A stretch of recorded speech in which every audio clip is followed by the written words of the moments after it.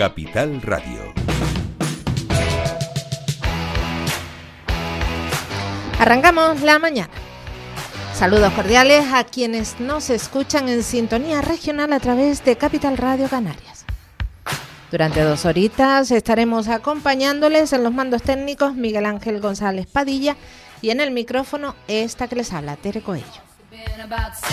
Bueno, pues comenzamos nuestra programación de la semana, de este día en principio, con la atención puesta en la actualidad política, que no es poco. Es que se lo come todo, la actualidad política lo está abarcando todo. Saludamos a nuestro invitado, él es doctor en Historia Contemporánea y profesor de Historia en la Universidad de La Laguna, Domingo Garí. Buenos días. Hola, buenos días, Tere. Muchísimas gracias por estar aquí, la verdad es que se agradece un montón la presencialidad, es más afable, más directa la entrevista. Domingo, actualidad política, ¿cómo está viendo todo lo que está sucediendo de las fronteras de España hacia adentro? Todo este caso mascarillas y mascarotas. El caso mascarillas, sí, que ha salido también algo que implica al presidente de Las Palmas, creo, ¿no? Y a Bravo de Laguna, un diputado de Unidos. Al hijo, sí, que fue diputado también. Sí. También en razón de la cuestión de las mascarillas, ¿no? Porque creo que desviaron dinero para la RIC que no tenían que haber desviado para no pagarlo en impuestos, ¿no?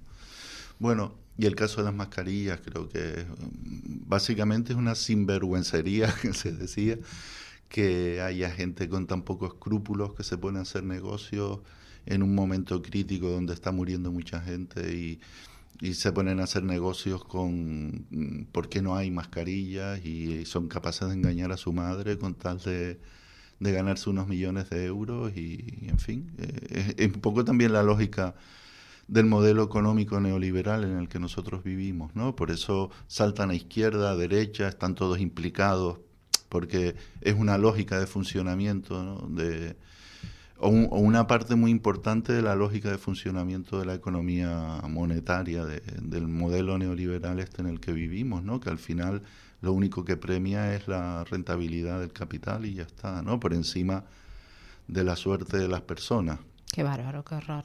Y la verdad premia eso y la corrupción, no escapamos de la corrupción. Es parte intrínseca de ese asunto, sí. Sí, eso que decía, que había que pagarles buenos sueldos a nuestros representantes políticos para evitar que metieran la mano en la lata del gofio, pues no. O sea, pero es que la ambición no tiene límite. La avaricia no tiene límite, ¿no? Entonces una cosa, la verdad que es vergonzosa. Lo hemos visto con Ayuso en Madrid, cómo se ha tapado todo el asunto. ¿Se archivó el caso del hermano? Creo que sí, el caso del hermano. Sí, y después de archivarlo, creo que el tipo se compró un mega chalet no sé dónde.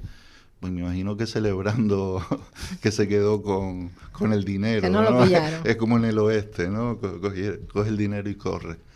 Y bueno, y vemos que en el PSOE también pasa lo mismo, ¿no? Y la verdad que es un poco preocupante que se gangrene esa forma de convivir con la corrupción sin que hayan medidas verdaderamente duras y ejemplares contra estos personajes. Uh-huh. Y no es como poco sospechoso también que los dos extremos, tanto Podemos como Vox, guarden silencio al pasar por el pilar, como diría la canción. Bueno, Podemos realmente ya no existe, ¿no? Uh-huh. Ellos mismos se encargaron de hacerse la caballo de Troya, ¿no? Están en las viejas historias de las izquierdas que se apuñalan permanentemente. Y Vox, yo creo que, claro, Vox ha sido la construcción de una parte importante de intereses del capital. A Vox la ha apoyado el Corte Inglés, Mercadona, seguro que grandes bancos, etcétera. Entonces, Vox es como una herramienta en momentos de inestabilidad extrema que el capital se guarda por si tiene que agitar las banderas del miedo, que es lo que hacen ellos verdaderamente, ¿no? Estoy seguro que más tarde o más temprano saldrán los casos que hacen referencia a la financiación de ese partido, ¿no? Será como una cuestión de tiempo. Tú fíjate que en realidad las cosas saltan y son más o menos administradas por los grandes medios de comunicación. Cuando quieren que algo salga o cuando no lo retienen, etcétera, ¿no? Creo que se juega con el tiempo. Sí, a continua estrategia. Lo que me llama la atención, por ejemplo, es que luego desde el punto de vista personal, una persona como Ábalos, el ministro, ¿no? Que aunque él no tenga nada que ver, yo no lo sé, ya se verá si sí o si no haya dimitido.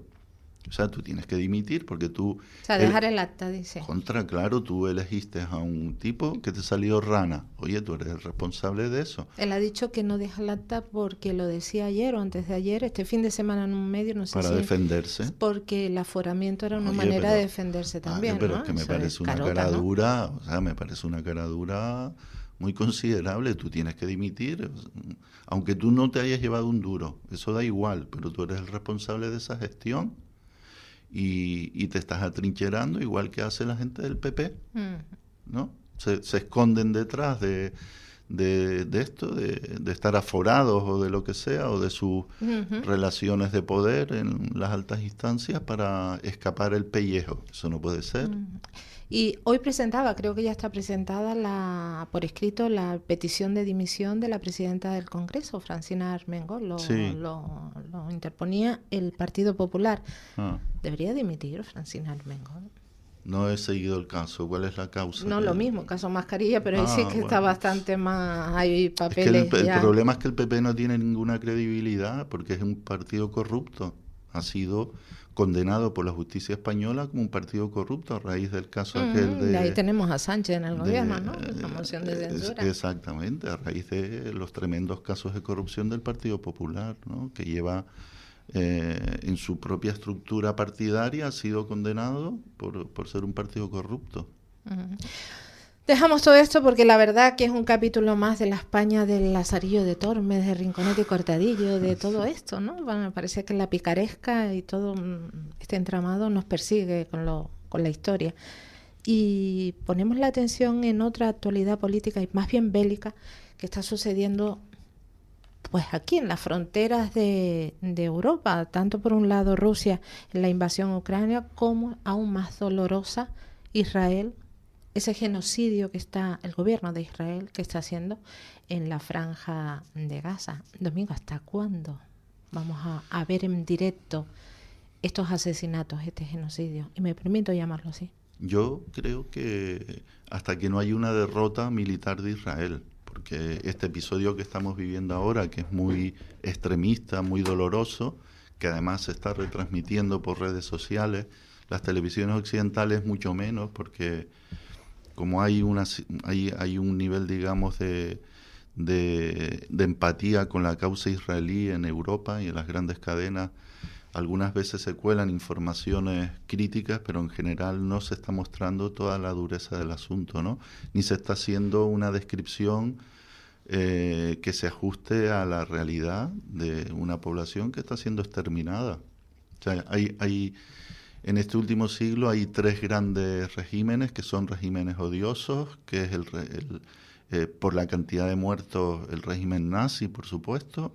Luego el apartheid israelí, que fue un régimen racista también, y luego el sionismo en Israel, ¿no? Creo que son los 3 regímenes que reproducen prácticas de racismo de Estado y que tienen como finalidad el exterminio, el genocidio de las poblaciones que viven en ese territorio. Los alemanes eran muy racistas contra los eslavos y contra los judíos, por supuesto, y en el apartheid los blancos de Sudáfrica, que era una minoría irrisoria, eran muy racistas contra los negros, que era el 90% de la población, hasta que el régimen sucumbe, y de ahí Nelson Mandela y tal, y el régimen sionista de Israel, que sigue en esa misma escuela, la escuela del racismo. El sionismo es un pensamiento racista, que lo que busca es la destrucción, el genocidio, la destrucción de la población palestina en este caso, ¿no?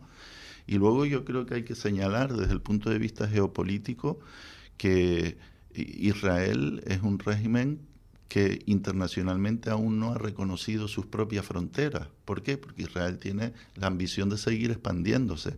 No solo tragarse toda Palestina, sino tiene evidente interés en ampliar el control hacia el sur del Líbano, que es el país que está al norte, y tiene, digamos, un proyecto de expansión que viene definido por el hecho de que Israel no haya delimitado claramente cuáles son sus fronteras. Todos los países tienen fronteras. Por lo que no admite ¿no? tampoco. Todo el mundo. Sí. España tiene su frontera, Francia la suya. Y hay 2 países que yo conozco ahora que no tienen delimitada completamente sus 2 fronteras. Uno es Israel y el otro es Marruecos. Porque como Marruecos también está en ese proyecto de expansión hacia el sur, tragarse el Sáhara, y en el nacionalismo marroquí incluso más allá, ¿no? Porque plantean llegar a una parte importante del norte de Mauritania, de Mali, etcétera, lo que llaman el Gran Marruecos. Entonces no delimita su frontera porque dice, bueno, en algún momento seguiremos, ¿no? Comiendo territorio. Bueno, el caso de Israel, por supuesto, que es sobre el que estamos hablando hoy, es todavía muchísimo más sangrante porque es sobre un territorio muy pequeño, ¿no? Un territorio que está sometido a una presión demográfica gigantesca, y cualquier tipo de movimiento que se produce allí, pues lógicamente afecta de manera inmediata a millones de personas. Lo que estamos viendo en Gaza es un territorio extremadamente pequeño, es como de Santa Cruz a la Orotava, Los Realejos, más o menos. Ahí viven 2 millones de personas, los tienen ahora todos juntos en el sur, ¿no? En Rafah, la frontera con... Entonces tú imagínate 2 millones de personas viviendo en unas condiciones... Toda la población de Canarias. Toda la población de Canarias viviendo en un rincón. No en Gaza, sino como... Sí, en Rafah. En Rafah, como si todos viviésemos los 2 millones viviendo en Santa Cruz, ¿no? Entonces, pero claro, ¿en qué condiciones? Sin condiciones sanitarias ni habitacionales, porque se ha destruido todo. Las cifras que están dando es que hay 30.000 muertos verificados, pero se habla de decenas de miles de muertos desaparecidos, enterrados bajo los escombros.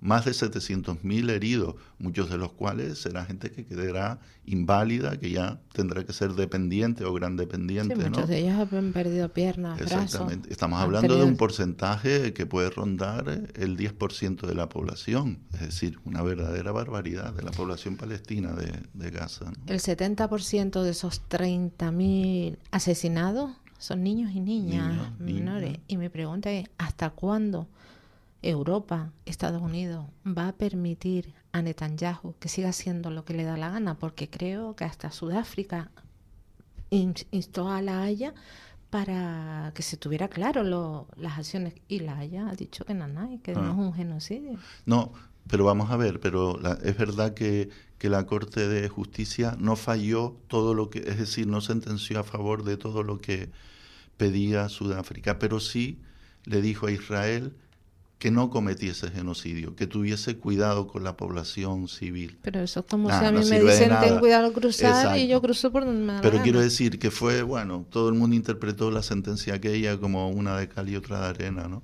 Lo cierto es que Europa es una vergüenza, mire por donde la mire, porque, bueno, ya sabemos que Estados Unidos es el principal responsable del conflicto, porque es el que sostiene militarmente y económicamente a Israel. Sin Estados Unidos detrás, Israel no es nada.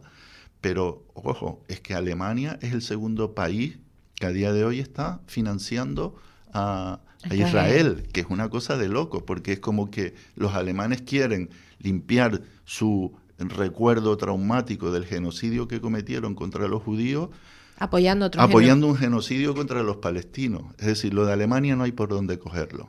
Son totalmente neuróticos. Y el otro, el gran apoyo es Gran Bretaña y Francia. Uh-huh. ¿Por qué sucede esto así? Porque en realidad el proyecto israelí es un proyecto europeo de colonialismo.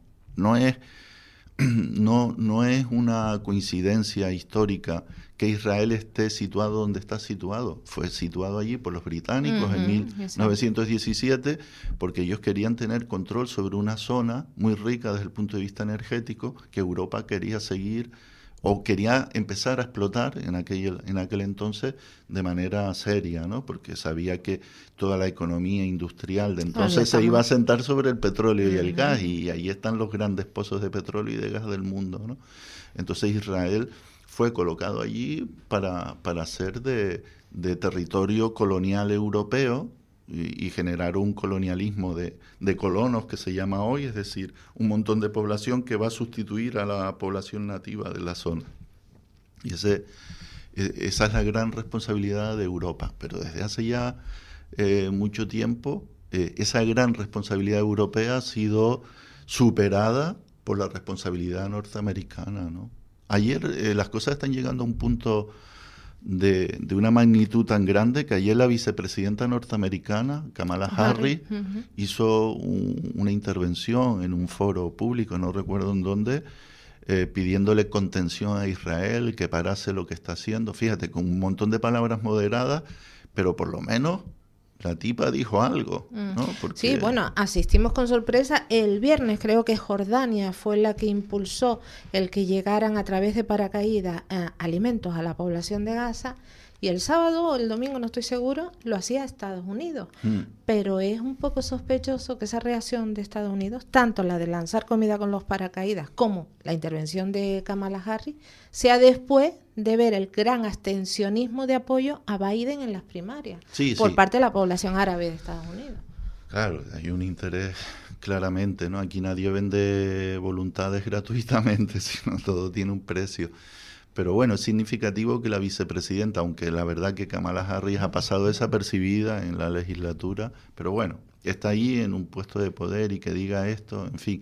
Yo en cualquier caso creo que estamos asistiendo a una escalada militar de tal envergadura que podemos vernos involucrados en una guerra que sobrepase Oriente Medio, que incluso alcance Europa, porque hay otra pata de la guerra, que es la cuestión ucraniana. Y estamos viendo declaraciones en estas últimas semanas muy aguerridas, muy militaristas por parte de los dirigentes europeos. Macron el otro día el presidente francés, pidiendo una intervención de tropas de la OTAN sobre suelo ucraniano. Luego Austin, que es el ministro de Defensa norteamericano, dijo que estarían preparados para una intervención si Rusia gana la guerra en Ucrania, y Rusia va a ganar la guerra en Ucrania claramente. Y el otro día también, no sé si fue ayer o antes de ayer, Ursula von der Leyen, el viernes la que también dijo que Europa debe de prepararse militarmente para una confrontación con Rusia, ¿no? Ayer se veía claramente la foto de portada del periódico El País hablando, ¿no? Creo que él venía a decir algo así: Europa se prepara para la guerra, Europa se prepara para un escenario de guerra. Es decir, nos están diciendo que vamos a ir a una guerra contra Rusia, que yo creo que es una guerra que Europa tiene perdida de antemano, aparte del desastre humanitario que puede causar, porque ya entraríamos en una guerra termonuclear, así de claro. Bueno, porque Rusia ha dicho claramente que no le importa. Exactamente, ellos van a utilizar todos los recursos que tengan, ¿no? Eso significa al menos la desaparición de Europa, del planeta Tierra, ¿no? La vida en Europa. Y esto, yo creo que los europeos, tampoco se puede uno fiar de estos dirigentes, ¿no? Están confiando en que los Estados Unidos van a estar detrás en todo momento. Y yo creo que si nos atenemos a la historia de los comportamientos de Estados Unidos con sus aliados, creo que es razonable pensar que si se desata una guerra en Europa, Estados Unidos se va a mantener al margen. Estados Unidos no quiere que le lleguen bombas termonucleares a Nueva York, a California, donde no quiere. Y que ha perdido poder Estados Unidos. Y ha perdido poder. ¿No? Ya no es la gran potencia. Exacto. Es decir, el terreno de esa confrontación va a ser Europa otra vez. ¿Qué gana Europa con esto? De momento, alinearse con los Estados Unidos le ha costado la crisis económica en la que estamos metidos, porque ha tenido que comprar el gas a los norteamericanos. Cuando ellos le estaban comprando el gas a los rusos a un precio razonablemente bajo, resulta que después de la guerra todos los países europeos tienen que comprar gas licuado a los norteamericanos a un precio 2 o 3 veces superior al que lo compraban antes. Esto ha generado mucha inestabilidad, descontento, crisis económica, etc. ¿Cuáles son las ganancias que Europa ha cosechado siguiendo la estrategia norteamericana de tensión en Ucrania? No está nada claro. Es decir, Europa se está comportando como un peón sin criterio propio en esta confrontación con los rusos. Y quien va a salir perdiendo es Europa. Europa es un territorio muy chiquitito. Además, está rodeado, por un lado, por Rusia, que es un territorio inmenso, Los rusos, en el peor de los casos, se pueden ir todos detrás de los Urales y escapar pero los europeos no tienen a dónde escapar. Y en el sur, una creciente animadversión contra Europa, que se está viendo en todos los países africanos. Allí donde pueden echar a los franceses, que son la verdadera potencia colonial, en el África Occidental, los están echando de todos lados. Ha esquilmado todos los tesoros de África. Exactamente. Entonces, este fin de semana se celebró en Moscú, creo, una cumbre de la juventud del sur global, se llamaba. Fueron 100 y pico representantes de países, de jóvenes representantes de países, o sea, de más de 100 países del mundo, a una cumbre en Moscú que representa al sur global, es decir, a la India, China, Rusia, etcétera, países africanos, asiáticos, latinoamericanos, para manifestar el descontento yo creo que en parte para manifestar el descontento hacia las políticas occidentales de creerse el centro del mundo. Lo que llama el mundo occidental ya no es el centro del mundo. Europa asúmelo. Ya tú no eres el centro. Resitúate en otra posición en la que aprendas a negociar con los otros, ¿no? Entonces creo que aquí hay dos conflictos que son tremendamente peligrosos. El conflicto en Palestina se está extendiendo progresivamente ya vemos a Yemen, vemos al Líbano, vemos que están habiendo ataques en Siria y en Irak contra la presencia norteamericana. Se está creando como un caldo de cultivo para implicar a Irán en el conflicto, con lo cual ya se expandería completamente, porque detrás de Irán está Rusia, está China, etcétera. Y por otro lado, el conflicto ucraniano, que es un conflicto también terrible, ¿no? En donde se está machacando población. Sí, también es lo mismo, estamos asistiendo... Pero desde el punto de vista, digamos, de los responsables políticos, tú lo que tienes que garantizar es la protección de tus ciudadanos a los que tú le tienes que dar respuesta, ¿no? Entonces, el conflicto en Ucrania arrancó en 2014 con un golpe de Estado que impulsó la CIA para quitar un presidente prorruso y colocar un presidente pro-norteamericano. A partir de ahí es cuando se desata el infierno ahí, ¿no? Y entonces, como dicen muchos analistas internacionales, en fin, que se dedican a investigar a fondo esto, no se puede amenazar, o sea, no puedes provocar a una potencia termonuclear hasta el límite de llevarla a la guerra, porque las consecuencias pueden ser catastróficas. Es así de claro. No, es que está claro. Tú no puedes provocar a los rusos porque los rusos tienen capacidad de destruir la vida en el planeta. Entonces, tú tienes que llegar a un acuerdo con ellos. Que de eso se trata, ¿no? La nueva política, debería, ¿no? Debería. Los políticos deberían de preocuparse de eso. De hacer política. Y de no seguir ciegamente los dictados de un imperio, del imperio norteamericano, que está muy bien, todo lo que tú quieras, es muy fuerte y tal, pero que ya tampoco tienen capacidad de tener controlado el mundo bajo su esfera de influencia, ¿no? Domingo, llegamos al final del tiempo de la entrevista. Espero contar contigo prontamente, porque la verdad que es muy interesante todos estos análisis. Domingo Garí, doctor en Historia Contemporánea y profesor de Historia en la UL. Mil gracias por estar aquí. Muchas gracias, Tere. Para personas inquietas, Capital Radio.